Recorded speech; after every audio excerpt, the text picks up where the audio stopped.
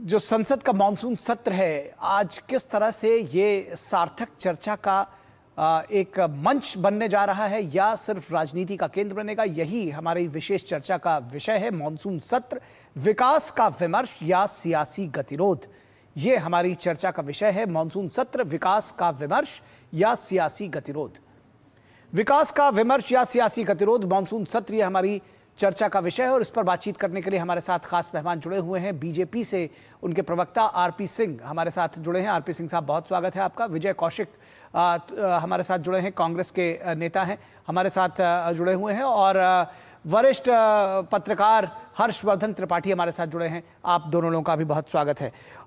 विजय कौशिक जी, आपके साथ अगर शुरू करना चाहें तो जाहिर तौर पर सभी की निगाहें विपक्ष पर इस बात के लिए है कि बहुत सारी बिल हैं, बहुत सारे मुद्दे हैं जिन पर चर्चा करनी है।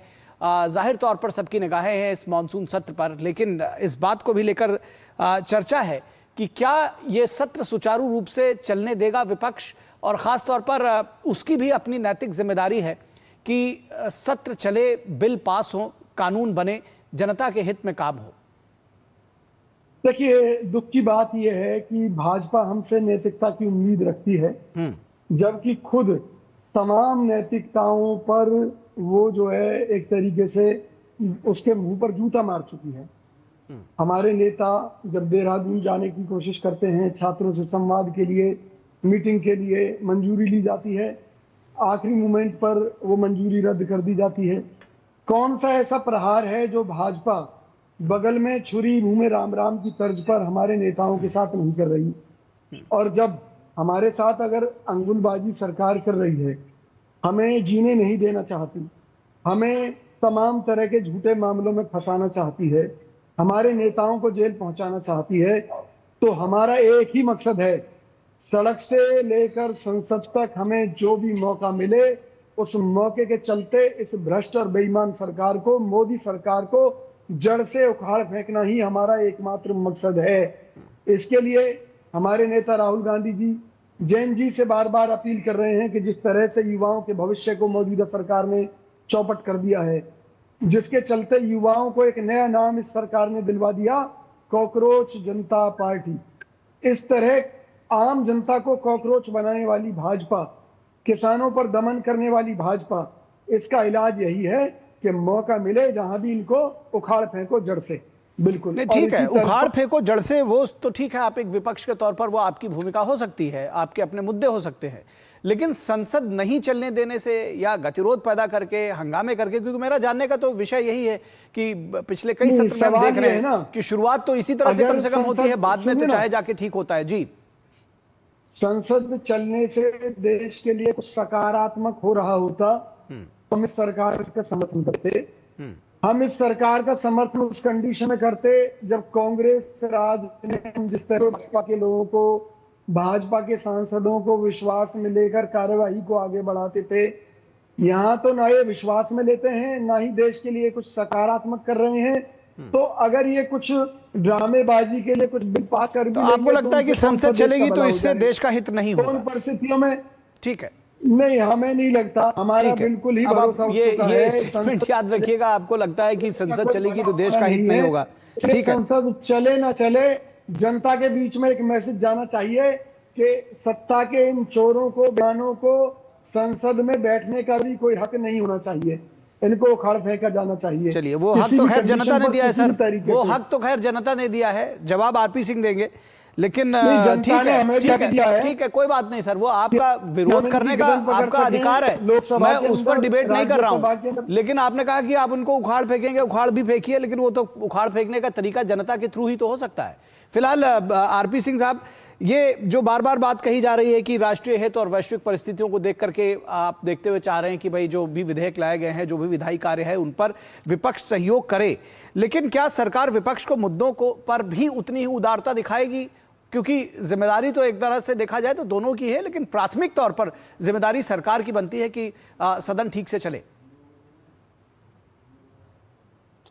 आज 40 दलों की बैठक हुई, राजनाथ सिंह जी ने बैठक की, वह क्या इंगित करता कि सब दलों से बातचीत की गई या नहीं की? अगर इनको तो इस बैठक में क्यों गए? बैठक का विषय थे। बैठक में जाने का तात्पर्य यही रहा होगा कि हमें जानकारी मिले कि किन किन विषयों पर चर्चा होनी है। वो अभी कहते हैं हमको अब इससे पब्लिक डोमेन में ऐसा कीजिए, परंतु वो कैसे बगल में छुरी मुंह में आना शौक है। मैं चाहता हूं सर, ऑडियो आपका थोड़ा सा प्रॉब्लम आ रही है ऑडियो में। एक बार अपना सेंटेंस जो आपने शुरू की थी एक बार फिर से आप, या बल्कि मैं कहूंगा आपने रिक्वेस्ट करूंगा पीसीआर से, जी जी फिर से एक बार आप शुरू से मैं बोलता हूँ। जी जी जी जी बोलिए। जी जी मैंने कहा 40 दलों की आज सर्वदलीय बैठक हुई थी, 40 दलों की। थोड़ा सा ऑडियो में क्रैक है sir, I am so sorry RP Singh साहब। ऑडियो में मैं एक बार रिक्वेस्ट करूंगा, हमारा पीसीआर आपसे कनेक्ट करेगा दोबारा ठीक करने के लिए। फिलहाल मैं इस सवाल पे हर्षवर्धन त्रिपाठी जी के पास जाऊंगा कि कितना जरूरी है सार्थक बहस, और विपक्ष का विरोध तो ठीक है अपनी जगह पर, लेकिन संसद ही नहीं चलने देंगे, ये तर्क जो है अभी आपने सुना कांग्रेस के नेता को, कैसे आकलन करेंगे इस तर्क का? देखिए, सबसे पहले तो ये कि अगर संसद नहीं चले ऐसा विपक्ष तय कर ले तो ये लोकतंत्र नहीं है। और कमाल की बात यह है कि जो आज का विपक्ष है यानी कांग्रेस पार्टी की अगुवाई वाला, वो आज भी अरुण जेटली जी के संदर्भों को याद करता है। लेकिन अरुण जेटली जी के संदर्भ इशू स्पेसिफिक थे, मुद्दे के आधार पर उन्होंने कहा था कि सदन नहीं चलने देना ये विपक्ष का अधिकार है, आज भी है। लेकिन क्या सरकार के साथ संवाद करके किसी मुद्दे पर आगे बढ़ा जा सकता है, या फिर सिर्फ और सिर्फ हंगामा करके?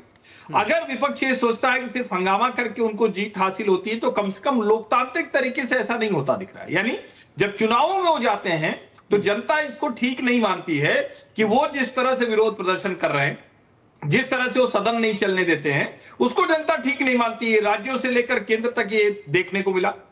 अब उससे आगे की बात, यहां जो स्थिति बनती है कि पूरा का पूरा सेशन वॉश आउट हो जाता है, तो सरकार तो अपने जो बिल है उसको पारित करा ही लेती, लेकिन उस पर जो चर्चा होनी चाहिए, जो उसके मुद्दों पर बात होनी चाहिए, सरकार जहां लगे कि उन मुद्दों पर इसको और सुधार होना चाहिए, वो एक तो सामने नहीं आता। दूसरा, उन सांसदों को जिनके लिए एक प्रशिक्षण का भी अवसर होता है कि बड़े नेता बोल रहे हैं, वरिष्ठ नेता बोल रहे हैं, उनसे सीखने समझने को मिलता है, वो भी नहीं हो पाता है। और इस वक्त अगर देखें तो जो विपक्ष की रणनीति दिखती है वो कुल मिलाकर वही कि हम सदन नहीं चलने देंगे, ये हमारी स्ट्रेंथ है और उसके आधार पर हमारी ताकत है। सत्ता के लिए तो बहुत अच्छा है, वो अपने बिल पारित करा लेंगे और ठीक है आप सदन नहीं चलेंगे, लेकिन नुकसान किसका है? नुकसान सिर्फ और सिर्फ जनता का दिखता है। जी बिल्कुल ठीक बात आपने। और ये जो पॉइंट रेस किया है, इससे पहले कि मैं आरपी सिंह साहब के पास आऊं, मैं चाहूंगा कि विजय कौशिक इस बात का जवाब दीजिए कि भाई सार्थक चर्चा होगी, सार्थक चर्चा भी नहीं कराएंगे,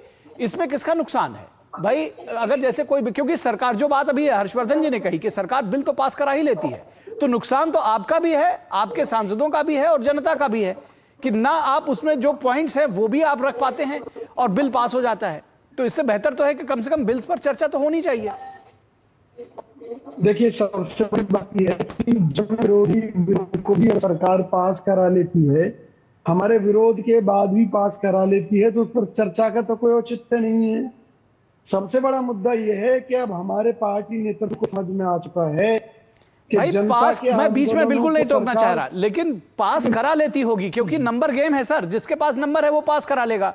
लेकिन बावजूद उसके कम से कम आप उसके कुछ बिंदु जनता के सामने ला तो सकते हैं जब बोलेंगे तब। मेरी बात तो सुन लीजिए जी, मेरी बात बड़ी गहराई से आप ध्यान से सुन लेना कि अब हमारा पार्टी नेतृत्व ये तय कर चुका है कि जन आंदोलनों को जिस तरह से सरकार को चल रही है, मोदी सरकार, तो इनके दिमाग में किसी का डर नहीं है। तो लोकसभा के अंदर, राज्यसभा के अंदर इन्हें डर होना चाहिए कि कोई भी विपक्षी सांसद मोदी जी के ऊपर हमला कर सकता है, गृह मंत्री के ऊपर हमला कर सकता है अगर वो जन विरोधी कार्य करेंगे। तो ये डर जब सत्ता पक्ष के दिमाग में होगा तो निश्चित तौर पर ये जन विरोधी बिलों को लाने से पहले डरेंगे। आप हिंसा की बात कर रहे हैं सर, हमला कर सकता है, इसे क्या मतलब है? आप हमला कर सकता है, इसे क्या मतलब है? वो हम दिखाएंगे। नहीं, हमला कर सकता है, इसे क्या मतलब है? हमला कर सकता है मतलब हमला शाब्दिक रूप से या सुनिए, जब बांग्लादेश की तरह जनता वहां के नेताओं की गर्दन पकड़ सकती है, तो इसी तरीके से कांग्रेस के नेता जन विरोधी कार्यों के लिए मोदी जी और इनके अन्य नेताओं की गर्दन भी पकड़ सकते हैं। ये डर भाजपा के लोगों में बैठाया जाना बहुत जरूरी है। फिर आप बता नहीं रहे हैं, गर्दन पकड़ने से क्या मतलब है? गर्दन क्या हाथ से गर्दन पकड़ लेंगे या जी आप हिंसा करने की बात कर रहे हैं? गर्दन पकड़ने का अर्थ आप अच्छी तरह समझ रहे हैं। ठीक है भाई, आप समझाते रहेंगे, लेकिन मैं तो इसको इसी तरह से ले रहा हूं कि मैं चाहूंगा आरपी सिंह साहब इस बात का जवाब दें। आरपी सिंह साहब इस बात का जवाब दें। वो चाह रहे हैं जेनजी इस देश में जाग उठे, संसद चले ना चले, और हम जो बीजेपी के नेता हैं, प्रधानमंत्री समेत, उनकी गर्दन पर हाथ धर देंगे। कैसे लेंगे इसको? निखिल, उन्होंने अभी बताया कि बांग्लादेश जैसे हालात खड़े करने की कोशिश है। वो तो उसमें छुपा नहीं रहे, वो तो कह रहे हैं इस बात को।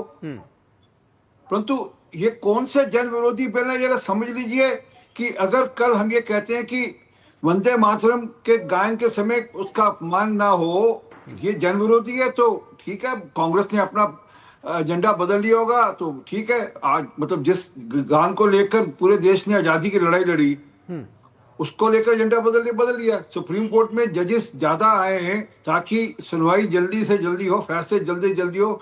अगर इसको लेकर इनको दिक्कत है तो हो सकती है दिक्कत। एमएसएमई को लेकर अगर उनको ज्यादा फंडिंग हो सके, उनको उनके लिए काम की सुविधा हो सके, अगर ये छोटे उद्योगपतियों के विरोध में है या मध्यम उद्योग के विरोध में है तो होगा, तो इनकी सोच होगी ऐसी। परंतु मुझे आज एक अच्छी बात लगी कि बेशक किसी और कॉन्टेक्स्ट में, पर उन्होंने राम राम कहना शुरू कर दिया आज। अगर मैं छुरी मुंह में राम राम, नहीं तो राम राम शब्द इनके मुंह से निकलेगा। और ये मुझे लगता है कि आने वाले सदन में राम राम बहुत दिखेगा। ये एक बड़ा बदल हुआ है सनातन की सोच के अंदर, पूरे देश की सनातन की सोच के अंदर। जो भी होगा झगड़ा वगड़ा जो करते रहेंगे, परंतु मुझे दिखता है ऐसा है कि इस बार सदन के अंदर ये खूब भगवान राम की चर्चा करने वाले, भगवान राम पर ये विषय लेकर, भगवान राम के विषयों को लेकर आने वाले हैं, और पूरे सदन में राम राम गूंजेगा इस बार, मुझे लगता है। जी बिल्कुल। जो राजनीतिक विमर्श है, ये कहा जाए कि सनातन की तरफ लोग बढ़ रहे हैं, ये देखने की बात है। फिलहाल हम सदन की अगर बात करें, मैं चाहूंगा हर्षवर्धन त्रिपाठी जी, आप कंक्लूडिंग रिमार्क्स इस लिहाज से भी दें कि जिस तरह की राजनीति की बात अभी विजय कौशिक ने कही है, कितने सहमत हैं आप? और आपको लगता है कि क्या ये सही दिशा है राजनीति की, एक राजनीतिक विश्लेषण के तौर पर? नहीं निखिल भाई, मुझे लगता है कि विजय जी ने जो कहा वो शायद उनको भी जब दोबारा सुनेंगे तो उनको भी शर्मसार होने की नौबत आएगी, क्योंकि लोकतंत्र में इसका तो स्थान ही नहीं है जी। और ये चूंकि राहुल गांधी ने एक ऐसा माहौल क्रिएट कर दिया, कुछ नेता जिनको एक तरह से कहें कि लगता है हताश हो चुके हैं, लगता है कि नहीं जीत सकते हैं मोदी से। भारत बांग्लादेश नहीं है भाई, भारत नेपाल नहीं है, भारत श्रीलंका नहीं है। भारत में कोई परिवारवादी लोगों का शासन नहीं है। वहां वंशवाद, परिवारवाद और भ्रष्टाचार के खिलाफ वहां की जनता निकली। वहां के चुनाव में जिस तरह की गड़बड़ियां हुई उसके खिलाफ जनता निकली। लेकिन भारत में चूंकि राज्यों के चुनाव भी होते हैं, भारत में अलग अलग चुनाव होते हैं। 2024 के चुनाव में कांग्रेस पार्टी को 99 सीटें मिली, भारतीय जनता पार्टी 240 पर रह गई। बड़ी मुश्किल से उसको बहुमत मिला, क्योंकि चुनाव पूर्ण उनका गठजोड़ था पूर्व, इसलिए वो हो गया। ऐसे में जब इस तरह की बात की जाती है तो ये हताशा कुंठा तो दिखाती है, ये भी दिखाता है कि ये मूल रूप से कैसे हिंसा, जो अराजकता, उसके साथ जाना चाहते हैं। और तब जब ये सदन रोकने की बात करते हैं तो बड़ा साफ साफ दिखता है कि जनता के मुद्दों से इनको लेना देना नहीं है। ये सिर्फ और सिर्फ अराजकता करके सत्ता चाहते हैं, क्योंकि ये मानते हैं कि सत्ता हमारी बपौती है, सत्ता और किसी को नहीं मिल सकती है, हम उसके अकेले एकमात्र उत्तराधिकारी हैं कि हम ही को सत्ता मिलती रहे। लोकतंत्र ऐसे नहीं चलता है, ये समझना चाहिए। बिल्कुल। और मेरा ये मानना है व्यक्तिगत तौर पर कि जो आपकी मोडस ऑपरेंडी है, विपक्ष से विशेष संदर्भ में कह रहा हूं, आप कुछ भी करें जाहिर तौर पर जनता को प्रभावित करने के लिए कर रहे हैं, लेकिन जनता बहुत समझदार है। मुझे लगता है कि अगर उसके मुद्दे या उसकी बात सदन में नहीं की जा रही है और आप कह रहे हैं कि हिंसा का रास्ता भी अपनाया जा सकता है, तो इससे ज्यादा शर्मसार करने वाली बात सर कुछ नहीं होगी। इस पर फिर से सच में फिर से सोचिएगा। फिलहाल बहुत शुक्रिया आप तीनों लोगों का, आरपी सिंह साहब आपका, विजय कौशिक जी और हर्षवर्धन त्रिपाठी जी हमारे साथ जुड़ने